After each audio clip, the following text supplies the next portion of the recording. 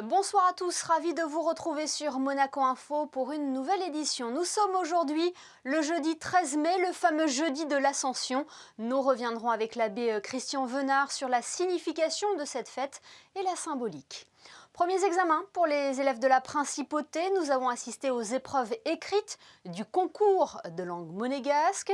Vous en saurez plus sur la sélection des ouvrages pour le coup de cœur des lycéens.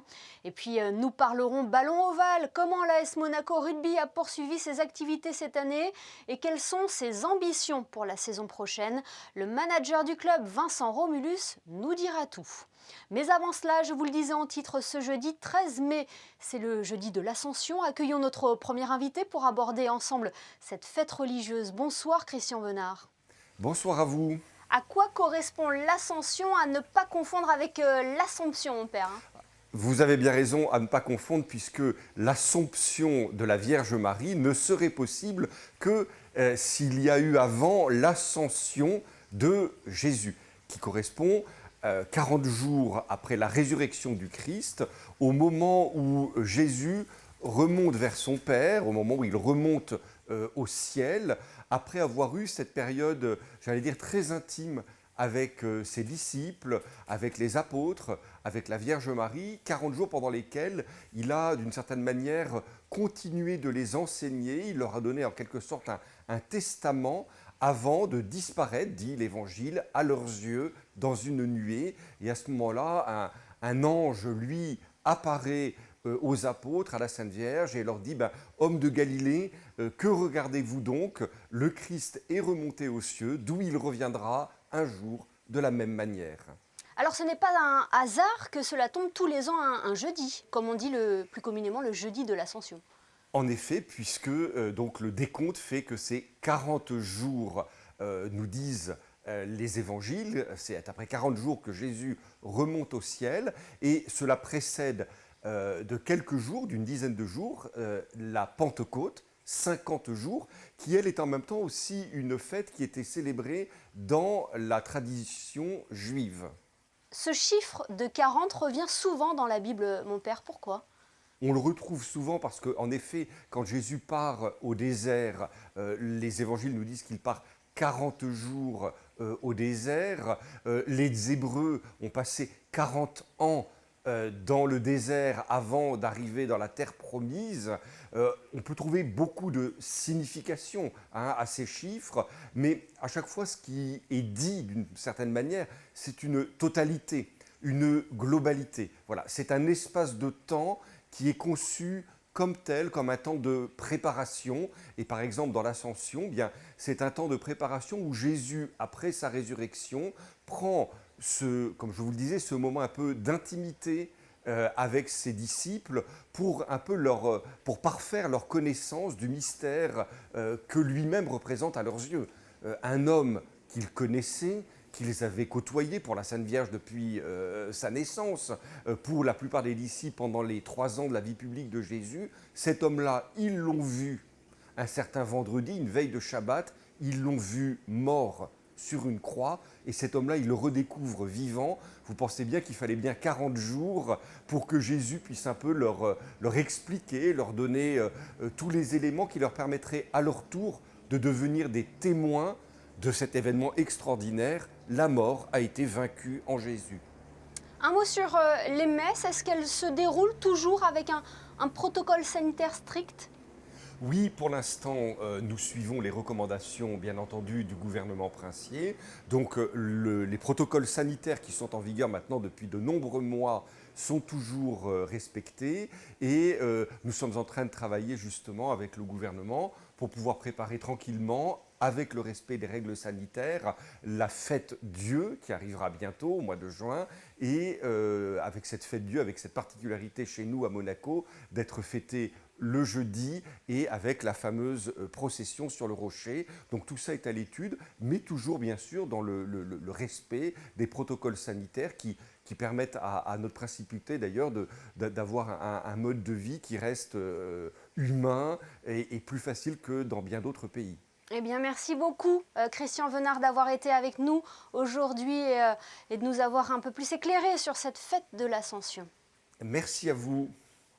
Rejoignons à présent Frédéric Elion pour un point sur l'actualité. Bonsoir Frédéric, on débute par cette remise de décoration hier. Bonsoir Émilie, Monseigneur Barcy, archevêque émérite de la Principauté, a été fait chevalier de la Légion d'honneur. Une distinction remise par Laurent Stefanini, ambassadeur de France à Monaco. La cérémonie s'est déroulée au collège FANB hier à 17h en présence du prince souverain et de nombreuses personnalités de la Principauté. On passe à ce forum portant sur la pandémie de coronavirus. Women for Women International, un forum virtuel qui s'est déroulé hier à 17h en italien avec une traduction simultanée en français. Au centre des discussions, vaccination, recherche, éducation. Quelles sont les priorités dans la lutte contre la pandémie de Covid-19 ? Le ministre d'État, Pierre Dartout, a enregistré un message dans le cadre de ce forum. Le Covid-19 qui sera également au cœur de cette conférence à venir de la Monaco Méditerranée Foundation. Oui, dans le cadre de la reprise de son cycle de conférences, la Monaco Méditerranée Foundation recevra jeudi 27 mai à 18h30 à la salle des Arts du Monte Carlo One les conférenciers Denis Duverne, président du conseil d'administration d'AXA, et Bruno Canard, directeur de recherche au CNRS. Le thème, coronavirus, où en est la recherche médicale? Quelles sont les conséquences économiques? Et on passe au sport et au basket. Frédéric, après son carton face à Gravelines Dunkerque, Monaco s'est incliné dans le choc en retard de la 10e journée de Jeep Elite à Dijon. Une courte défaite 86-83, la 3e de la saison, seulement en Jeep Elite pour les joueurs de coach Mitrovic qui conservent néanmoins le fauteuil de leader avec 17 victoires et 3 défaites donc. À Dijon, la Roca Team a été menée de 10 points dans le 3e quart-temps, avant d'égaliser, puis de passer devant à 2 minutes du terme de la rencontre. Sur ce dunk rageur de Mathias Le Sort, 17 points, 8 rebonds pour le pivot martiniquais.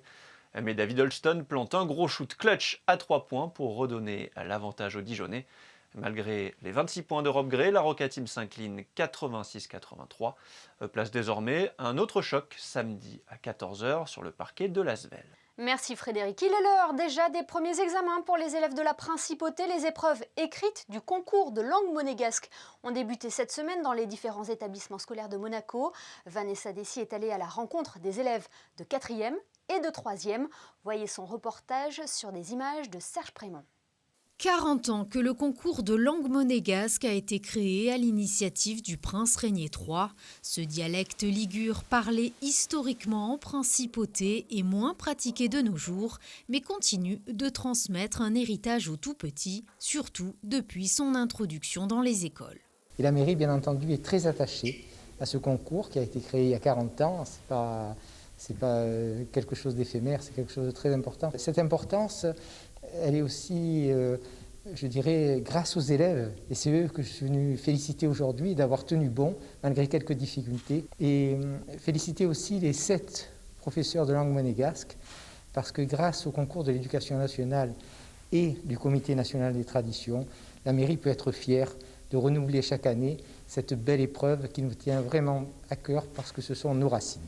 Cette année, ce sont donc près de 1180 élèves qui se sont présentés à l'épreuve écrite du concours de langue monégasque et d'histoire de Monaco. Il réunit chaque année des élèves de la Principauté, des niveaux CM2, 6e, 5e, 4e, 3e, également lycée. Bon, cette année, depuis la réforme Blanquer, on a malheureusement une hémorragie à l'instar de toutes les langues régionales. Donc on a très peu d'effectifs en lycée, donc on ne fait pas passer le concours à ces élèves du lycée. Donc le concours se déroule de la manière suivante. Il y a une épreuve de langue monégasque pour les 6e, 5e, 4e, 3e. Je rappelle que les 4e, 3e sont en option au collège. Et il y a également, parallèle de l'épreuve d'écrite de langue monégasque, une épreuve d'histoire de Monaco. La langue monégasque connaît un engouement particulier auprès des scolaires. Cette dernière retranscrit un réel attachement au pays. Moi, c'est parce qu'en fait, je suis d'une famille monégasque et donc du coup, la langue monégasque, c'est un peu nos origines, c'est qui on est et je trouve que c'est important et c'est très intéressant aussi de pouvoir le parler. Non, je ne suis pas monégasque, mais j'aime beaucoup l'idée de ce concours car je pense que c'est important pour les traditions de Monaco. C'est important parce que c'est une langue, ça représente un pays. Seulement 70 élèves seront sélectionnés afin d'accéder à la 2e phase de ce concours, les épreuves orales qui se dérouleront début juin à la mairie. Changeons de section avec des élèves des lycées de la Principauté. À présent, certains d'entre eux sont membres du jury du coup de cœur des lycéens. Un prix remis lors de la cérémonie annuelle de la Fondation Prince-Pierre de Monaco. Ils viennent de dévoiler leur sélection des ouvrages retenus cette année. Plus de détails avec Juliette Rappert.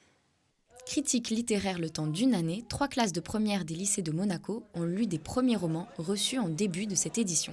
Ils ont fait une première sélection aujourd'hui qui retient 4 titres sur les 7 qui étaient au départ. Et dans la même journée, on était parti sur une cinquantaine d'élèves, donc 3 classes complètes. Sur cette cinquantaine d'élèves, il y en a une vingtaine qui ont décidé de poursuivre l'aventure jusqu'au bout et de représenter leurs camarades au sein du jury. Parmi les 4 livres sélectionnés se trouve Alabama 1963, un roman à 4 mains, puisqu'il est écrit par 2 auteurs, Tristan Némiec et Ludovic Manchette. Ce livre, je l'ai pris parce que l'intrigue, elle me plaisait beaucoup. Et après, c'était mon premier livre que j'ai lu. Et j'ai commencé à le lire et ça m'a direct plu. Du coup, les autres, je les ai lus, mais j'étais moins impactée par l'histoire. Et j'ai vraiment pensé que l'écriture, elle a été hyper bien faite. Du coup, j'ai continué et je l'ai lu en même pas 3 jours. Au début, j'ai un peu choisi au pif, parce que je me suis dit, je vais le lire, après je pourrais toujours lire les autres après. Mais j'ai vraiment été emballé par ce livre dès que j'ai commencé à le lire. Le prochain rendez-vous sera en juin pour la rencontre entre les élèves et les 5 auteurs sélectionnés. Et le nom du lauréat du coup de cœur des lycéens sera connu lors de la cérémonie de remise des prix de la Fondation Prince-Pierre de Monaco en octobre. Vous avez pu suivre en direct dernièrement sur notre antenne le tirage au sort du tournoi de qualification olympique en rugby à 7 qui aura lieu les 19 et 20 juin prochains au Stade Louis II. En quelques années, le ballon ovale a pris une place prépondérante dans le paysage sportif de la Principauté. Le club de l'AS Monaco Rugby compte bien se servir de ce nouvel essor pour voir plus haut et afficher de nouvelles ambitions. Nous sommes justement avec le manager du club. Bonsoir Vincent Romulus. Bonsoir. Cette saison aura été une nouvelle fois particulière pour le sport en Principauté. Comment l'AS Monaco Rugby y a fait face? Ah oui, ça a été compliqué, un petit peu compliqué. On a essayé de pallier à ça en gardant un lien avec les joueurs. Parce que l'entraînement nous manquait et le sport collectif, si on n'a pas de lien et d'affect, c'est compliqué. Donc on a profité des petits créneaux qu'on avait, au moins une fois par semaine, pour se réunir. Les réseaux sociaux ont fonctionné et on s'est entraîné régulièrement, une fois par semaine, presque normalement, avec quand même des conditions liées à la crise sanitaire. Donc on a adapté en fonction du protocole tous nos exercices, mais l'intérêt c'était surtout de se retrouver et de ne pas perdre le lien avec les joueurs, ce qui a été fait. Alors le recrutement avait été taillé pour la montée, les ambitions seront les mêmes pour la saison prochaine, j'imagine? On garde ces ambitions évidemment parce que le club a franchi pas mal d'échelons, on s'est occupé beaucoup ces derniers temps et ces dernières années de peaufiner au niveau des jeunes, de la formation, de l'encadrement aussi qui est diplômé et qui me semble à mon avis très très important pour l'évolution de ce club. Donc, le président et l'ensemble du bureau ainsi que les éducateurs ont œuvré pour que ce club se forme et maintenant on s'accroche et on s'applique surtout à s'occuper du recrutement et surtout on se consacre à l'équipe 1. Oui, l'équipe 1 qui a un nouvel entraîneur. Je voulais saluer Luciano Orchera, ancien international italien bien connu, qui a œuvré pendant 3 ans sous les couleurs de l'AS Monaco. Et maintenant, on s'est tourné vers un ancien joueur de Nice, de Toulouse, qui a fait ses gammes à Toulouse, qui est passé par Montpellier et qui, depuis 20 ans, est sur les terrains de Saint-Raphaël pour éduquer, entraîner et former les jeunes et les seniors de Saint-Raphaël. Il s'appelle Raphaël Roggi. Il en a fait le tour et maintenant il a envie d'une aventure qui va se dérouler avec nous pour l'an prochain, c'est officiel.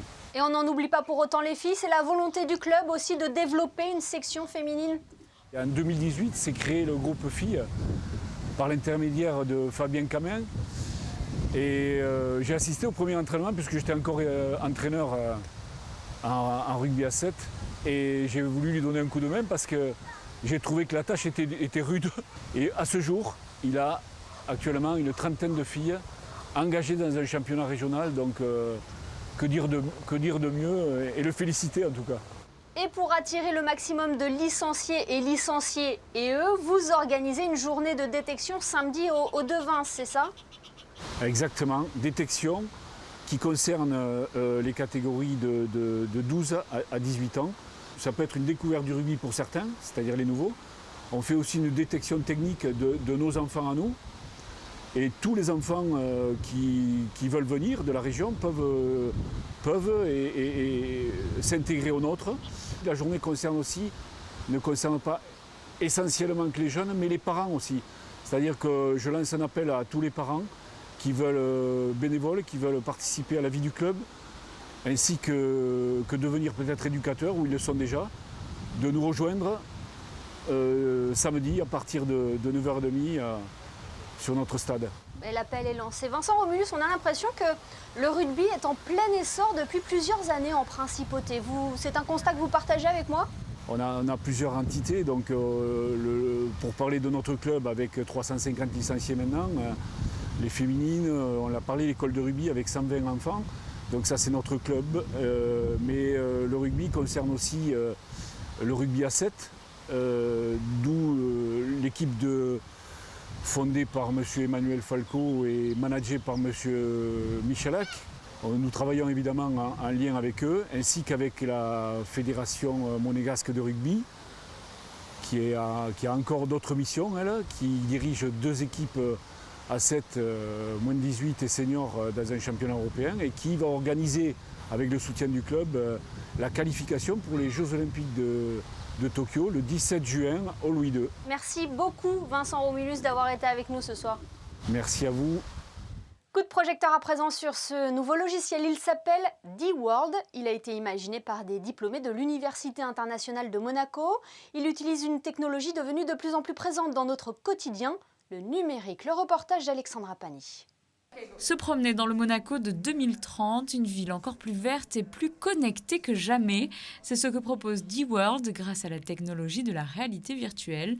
Une balade dans les jardins de Monaco-Ville ou faire du lèche-vitrine depuis votre canapé, c'est possible, mais l'on ne parle pas ici d'un simple jeu vidéo. L'objectif est de pouvoir recréer du lien social, se connecter et interagir avec ses proches, mais aussi des relations professionnelles et des transactions. You will see Monaco 10 years from now with all its enterprises, the brands, the retail stores, the real estate in this platform with way more immersive and dynamic experiences. Envie de vous commander un bon petit plat, vous pouvez vous rendre virtuellement avec vos amis dans le restaurant partenaire et choisir sur leur carte le menu que vous ferez ensuite réellement livrer ou précommander avant de vous y rendre sur place dans la vraie vie. Une solution également pour les agences immobilières qui pourront proposer leurs biens en visite virtuelle. Et pourquoi pas en profiter pour réaliser des achats pour votre avatar ou réellement vous-même dans les différentes boutiques qui ouvriront leurs portes sur la plateforme. When I go out of the store, it's like an Amazon experience because I just move out. I check my cart. If I don't like something, I just delete it and I purchase it. And I just go out. An email arrives at my email address to confirm the order, and then the customers are just going to fulfill the whole payment. La réalité virtuelle représente plus de 20 millions d'utilisateurs en Asie et près de 26 millions aux États-Unis. Cette plateforme offre donc une visibilité à l'international pour la principauté et ses commerces et entreprises. À terme, la plateforme sera bien entendu accessible sans équipement VR sur un ordinateur ou un téléphone mobile tout simplement. Pour l'heure, seul le quartier de Monaco-Ville est représenté. Le prochain sera Monte-Carlo afin d'atteindre ensuite toute la principauté. Avant de nous quitter, coup d'œil sur vos prévisions météo. Quelle est la tendance pour vendredi, Frédéric ? La matinée sera globalement ensoleillée, Émilie, puis à la mi-journée, le temps va se couvrir avec l'apparition de la pluie et un risque d'orage dans l'après-midi. Le thermomètre affichera 12 degrés le matin et 18 l'après-midi. Le soleil se lèvera à 6h04 pour se coucher à 20h48. Vendredi 14 mai, nous fêterons les Mathias. Merci Frédéric et merci à vous de nous être fidèles chaque soir, y compris en ce jour férié. Le Grand Prix de Formule 1 sera de retour dans une semaine avec, dans un premier temps, les essais libres. Pour lancer le décompte de cet événement que vous pourrez suivre en direct sur notre antenne, flashback avec les photographes de la direction de la communication. À demain pour une nouvelle édition sur Monaco Info.